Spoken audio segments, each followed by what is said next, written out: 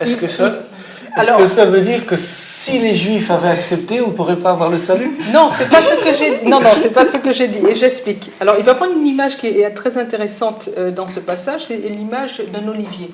Il va expliquer, voilà, l'olivier, il va prendre l'olivier en expliquant que la base de tous ceux qui croient en Dieu, c'est Abraham. Et cet olivier va être les différents juifs, le peuple juif. C'est les versets qui suivent. Voilà, tout cela. Et il va justement expliquer que ceux qui ont trébuché, ce sont ceux qui ont été ôtés. Et voilà les non-juifs qui vont être justement regreffés. Et ça va être justement ces gentils, ces païens qui n'appartenaient pas à ce peuple de la promesse. Et c'est là où il va justement dire que cette grâce qui nous est faite nous est accessible grâce au fait, non pas qu'ils n'ont pas accepté, parce qu'ils auraient pu accepter, mais nous ouvre aussi la porte pour que nous puissions avoir accès aussi à ce salut. Voilà. Donc finalement, même s'ils avaient accepté Jésus-Christ, de toute façon, il ne faut quand même pas oublier que ce sont quand même des Juifs qui ont accepté Jésus-Christ au départ, parce que les apôtres sont Juifs. Hein.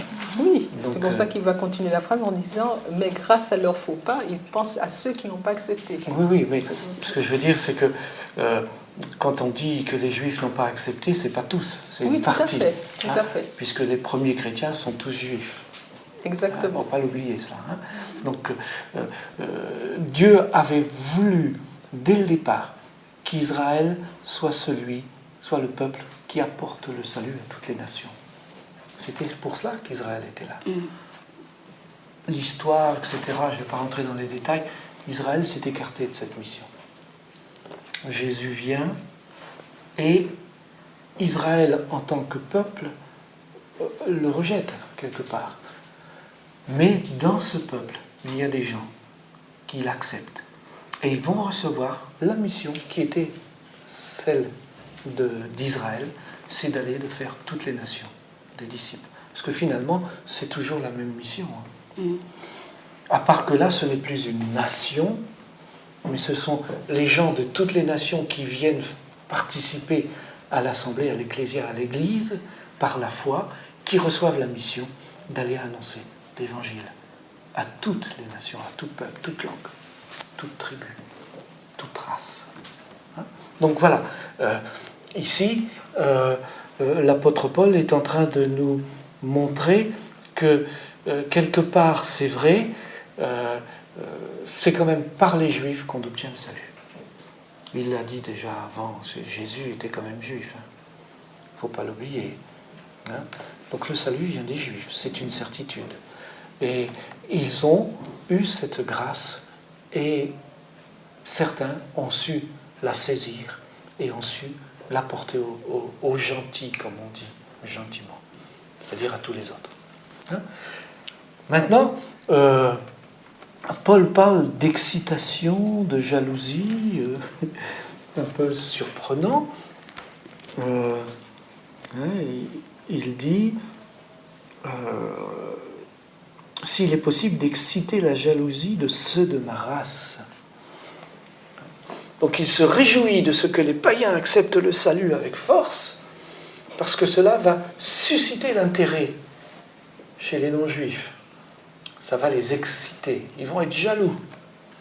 Parce que rappelez-vous qu'à l'époque de Jésus, les Israélites considéraient que c'était eux le peuple élu, et puis les autres, ils étaient perdus, tant pis pour eux.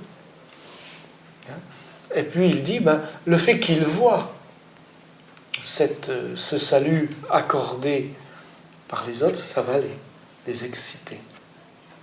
Tu voulais dire quelque chose? Je sens que tu veux réagir. Oui, non, je suis en train de penser au voyage d'études que nous avons fait en Israël. En Israël, oui. Nous avons rencontré justement différents juifs qui nous disaient justement que les païens, les gentils, n'ont pas droit justement d'entrer en contact avec Dieu. Donc ça me faisait penser à ce que tu disais. Mais par rapport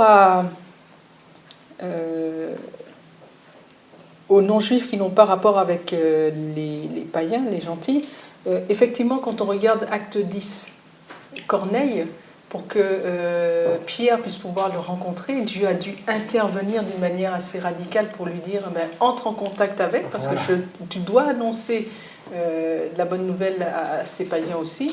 Et c'est quelque chose qui montre que c'est quelque chose qui est important pour Dieu. Et c'est très troublant, quelque part, de voir que ces hommes qui étaient convertis, remplis du Saint-Esprit, étaient restés avec cette tradition israélite que le salut n'était que pour les Juifs. C'est quand même troublant. Mais l'Esprit agit avec sagesse, avec le temps, et à ce moment-là, certainement, Pierre était prêt. Et Dieu va lui envoyer, vous savez, la vision, etc.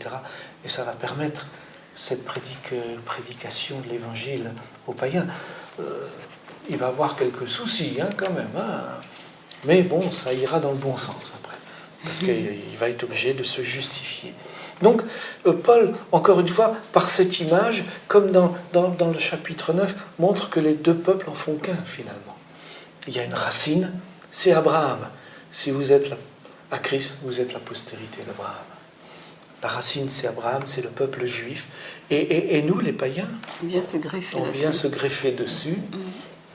Et en étant greffé dessus, on devient héritier selon la promesse, descendant d'Abraham. Et du coup, on fait partie de ce peuple. On fait partie de ce peuple par la foi, bien sûr.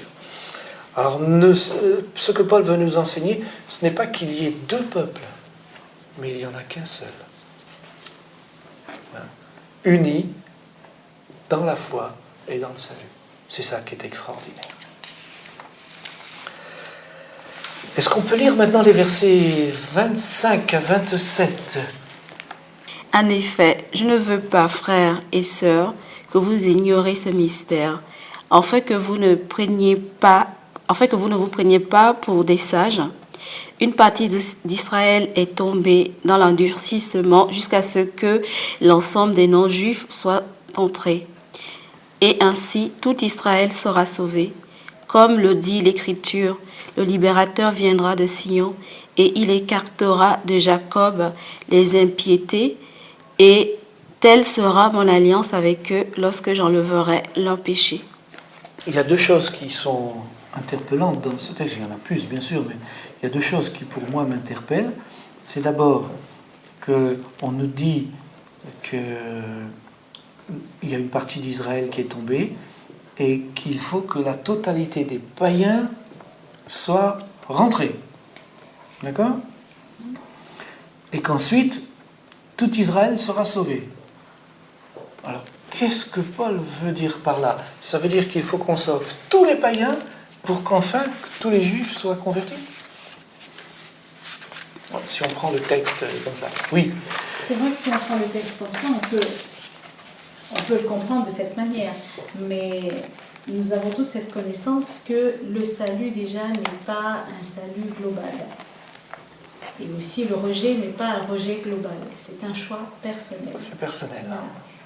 Et quand il dit tout Israël, bon, tout à l'heure on avait parlé d'Israël spirituel et physique, bon, peut-être inclure de cela dedans, mais on ne peut pas englober le salut.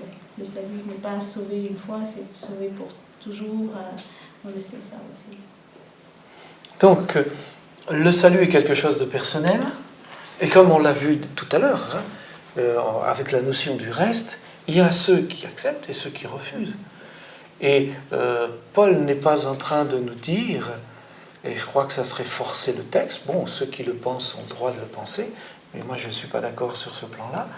Paul n'est pas en train de dire que tous les païens, un jour, accepteront le salut. Vous regardez les prophéties, il n'est jamais dit jusqu'à la fin qu'à la fin, tous les païens auront accepté le salut. Il y a toujours des gens qui ont accepté et des gens qui n'ont pas accepté. Donc, ce n'est pas ce que Paul veut dire.